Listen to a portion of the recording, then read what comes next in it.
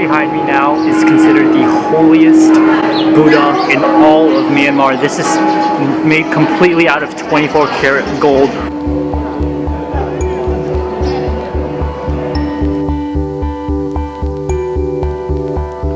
This is definitely an amazing temple to visit. I think it's a really must-see. One of the most beautiful places I've seen in all of Burma. We are now at one of probably the most interesting sites here in Mingun. This is the Mingun Bell. It used to be the world's largest bell, but now it's the second largest bell in the world. Now inside the bell, just look at how big it is. The millions of pagodas just dotted along the mountainside. This is probably one of the best places for sunrise.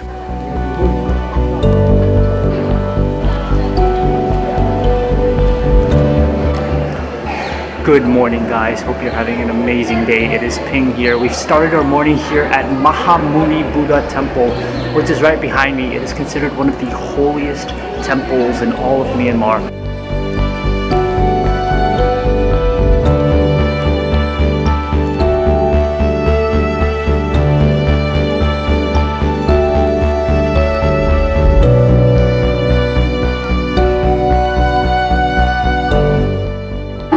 Behind me now is considered the holiest Buddha in all of Myanmar. This is made completely out of 24 karat gold, and monks from all over the world come to this place and come to pay their respects to this Buddha. The Buddha inside is made completely out of gold, and every single day more and more people come and put their gold leaves onto the Buddha, so it becomes richer and it becomes heavier by the day. At this point, it literally looks like a big chicken because all the gold just has become something that looks like feathers. But this is a huge temple complex. It's also one of the most important temple complexes here in Mandalay.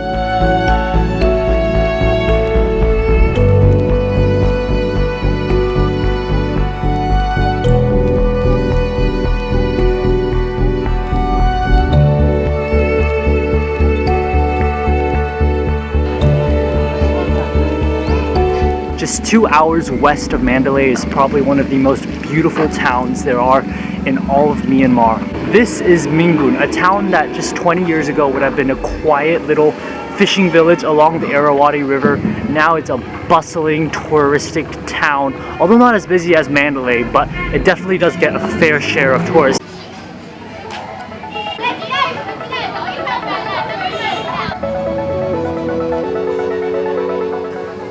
Now this right here is the main reason why I wanted to come to Mingun in the first place. This is Sinbyum Pagoda.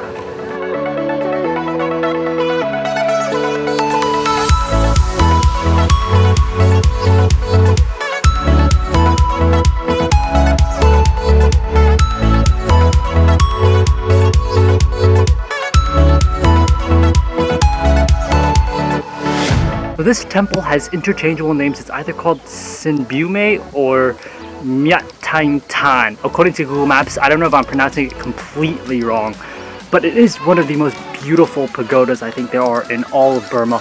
What's really special about this pagoda is the history behind it, because it's very similar to the Taj Mahal, because the king wanted to build this to commemorate or remember one of the princesses who died during childbirth.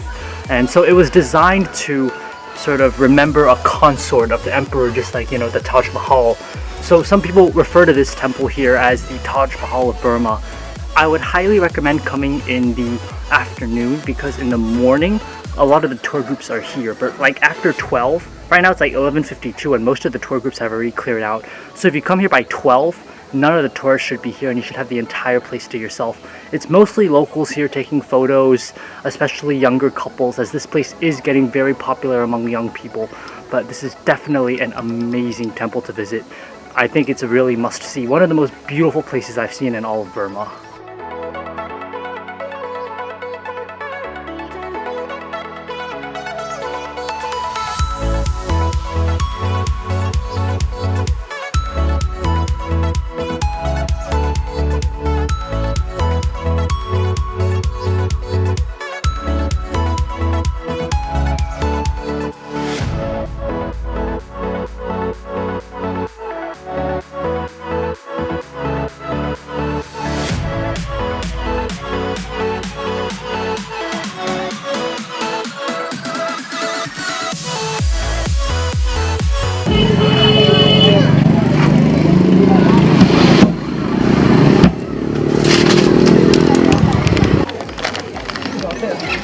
we've just left the pagoda and it is a hot day, so we got some ice cream. This is like a local ice cream, fruit filling, it said. Let's just try this out.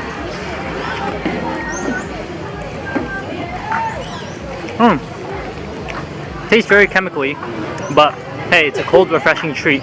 But that pagoda, entrance fee, 0. Once you get into Mingun, you already pay for the entrance fee of 5,000 baht for all the sites. But that's probably one of the most beautiful pagodas here in Burma. Definitely do not miss it.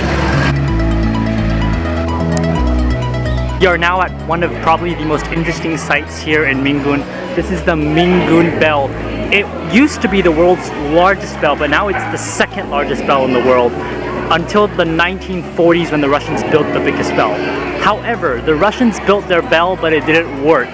So this one here at Mingun remains the largest functional bell in the world. Let's go take a look.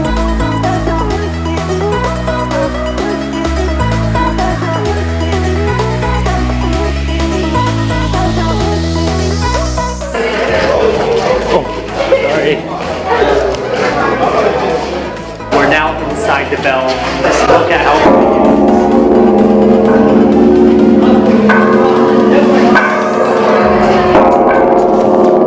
it's pretty loud.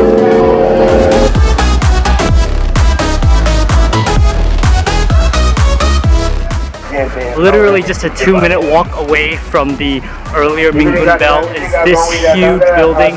It's called Mingun Pagoda, something like that. I'm not exactly sure how to spell it, but it is just this huge building. You can see all the creases from all the earthquakes, the cracks in the rock. It was never completed, it was never finished, and actually when you go inside, it's probably the biggest disappointment ever. You just walk in and then there's this Buddha, that's it. There's no chambers, there's no rooms, there's nothing. There's just that one little entrance. So it's quite a bit of a disappointment. The only interesting thing is on the right side of the building you can climb up some stairs, but the view from up there isn't exceptional, I would say. So probably out of the 3 sites here in Mingun, the most disappointing, but of course Mingun is still worth a visit. I mean, you don't get to see a big building like this with earthquake cracks through it every single day.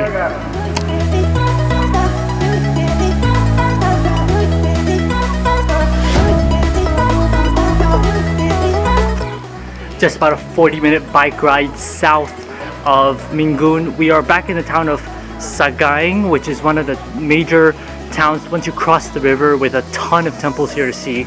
But we're actually at one called U Min Tons. I'm not exactly sure if that's the way you pronounce it, but this is just this huge area with all these Buddhas. It's really well decorated, but let's go inside and check it out.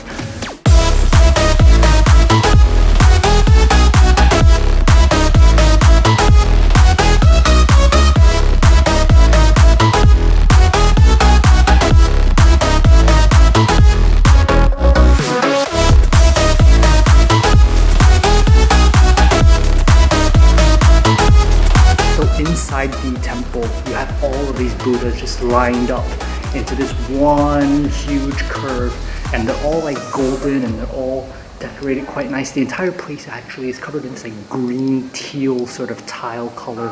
And then on the left side you can see there's all these murals depicting scenes from Buddha's life, a lot of Buddhist history, which is also really interesting if that's something that you want to come and see. This is actually one of the more quiet temples here in Sagaing. I've seen like 5 people here. So if you want to come, definitely come in the mid-afternoon, because I don't think many people usually come here during this time of day.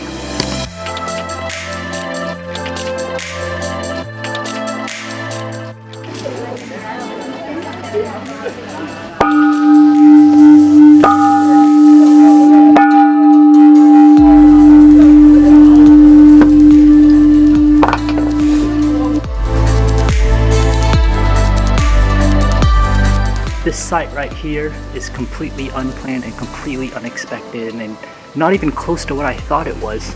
It looks like this huge temple, you know, maybe from 2 centuries ago. Turns out this is the International Buddhism institution center. So it's actually like a really modern day thing that they just recently built.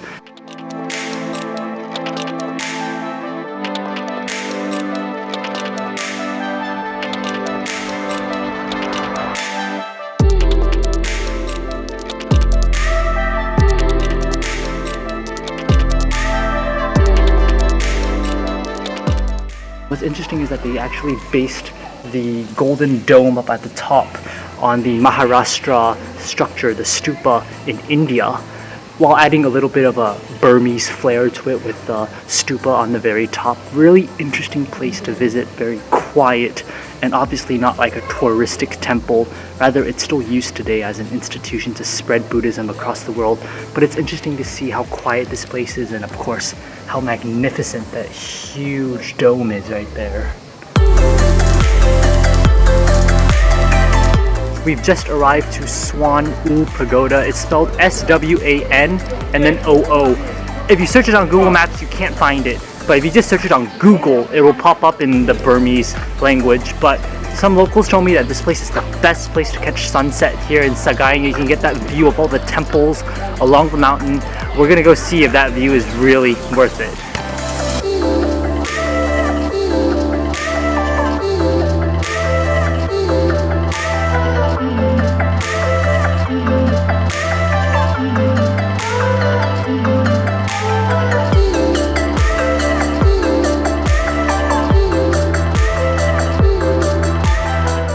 This view definitely does not disappoint. You have a clear view of all of Mandalay. You can see Ubane Bridge, you can see Mandalay Hill, which is really far away, and you can even see the river, the bridge, everything. You can literally have a view of Mandalay and the entire region just from this mountain above, and the millions of pagodas just dotted along the mountainside. This is probably one of the best places for sunrise. We're just gonna chill here and wait for the sun to set.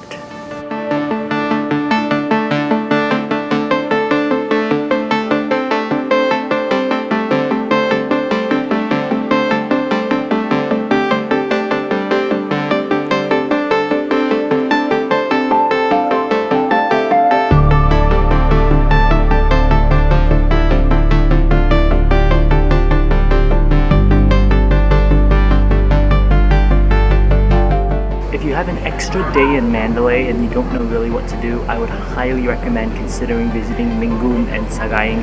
I mean, the logistics of it wise, it's about an hour from Mandalay to Sagaing and then about another half an hour to Mingun by motorbike. And I think you can absolutely do it. All the roads are paved, so it's a very smooth road up ahead. Although it's very mountainous and quite bumpy, the road itself is at least paved and smooth. There's no pebbles or rocks on there. And I think that just going around on a motorbike, exploring all the little temples hidden in the mountain is probably one of the best experiences you'll have in Mandalay. For me, it was one of my favorite moments, and the sunset at Swan Pagoda is probably one of my favorite sunsets here in Mandalay. Anyways, I hope this video helped you if you're coming to Mandalay, and I hope you guys enjoyed this video. If you did, please give it a thumbs up and subscribe for more food and travel videos. I will see you guys on the next video. Bye guys.